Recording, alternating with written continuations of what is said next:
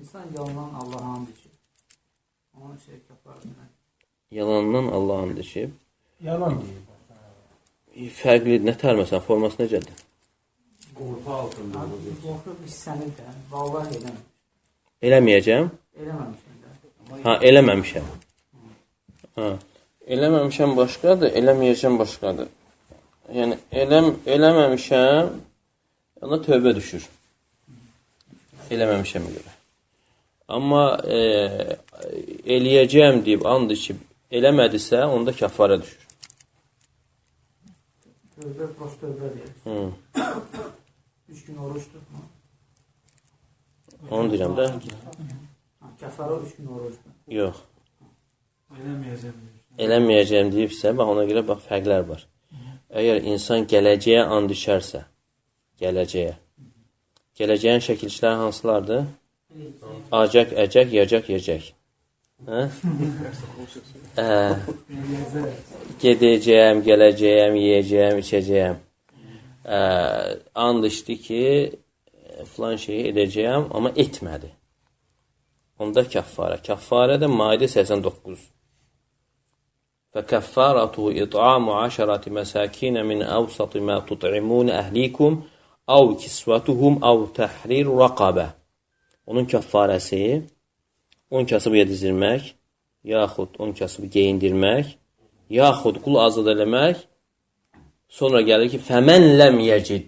Kim bunlardan birini tapmazsa, 10 kasıb yedizdirmək imkan olmazsa və yaxud da kasıb tapmazsa, onda 3 gün oruç. Fəsiyamu thələthəti əyyəm. 3 gün oruç tutmaqdır. Bu nəyə aid oldu? Bir gələcəyə içilən andlara aid. Gələcəyə içilən andlara aid. Və həmçinin burada 3 gün oruç. Təksən yox, çoxları 3 gün oruç deyir. Bu düzgün deyil 3 gün oruç demək.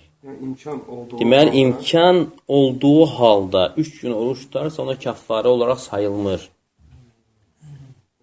Yəni, bunun 10 kasıb yedizmə imkanı var.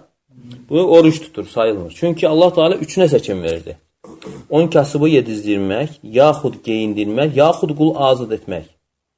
Ondan sonra gəlir, kim bunlardan birini tapmazsa 3 gün oruç tutmaq. Yəni, bunlardan birini tapdığı halda 3 gün oruç tutarsa, kəffarə olaraq sayılmır. Demək, kəffarə də aid oldu hansı anda? Gələcəyə içilən anda.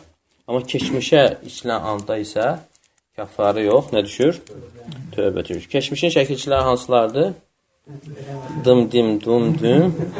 Muşəm, ha? Getdim mi? Sən getmədim. Getməmişəm, ha?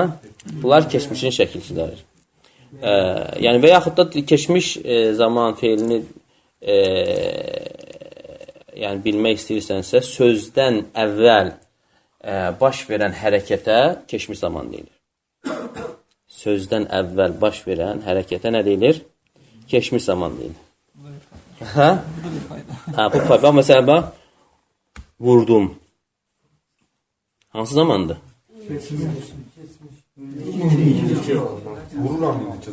Keçmiş zamanlar. Deməli, bax, fikir ver. Vurdum. Amma belə baxanda nə görsənir? İndiki zaman kimi görsənir də. Deməli, sözdən əvvəl baş verən hərəkət nə oldu? Keçmə, amma vururam, gedirəm, gəlirəm, daha bu indiki zamandır. Amma sözdən əvvəl baş verirsə, fikir ver, vurdum. Keçmiş zaman.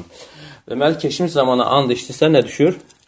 Tövbə düşür. Və həmçinin gələcəyə də əgər yanaşı inşallah deyərsə, onda da kəffarə düşmür.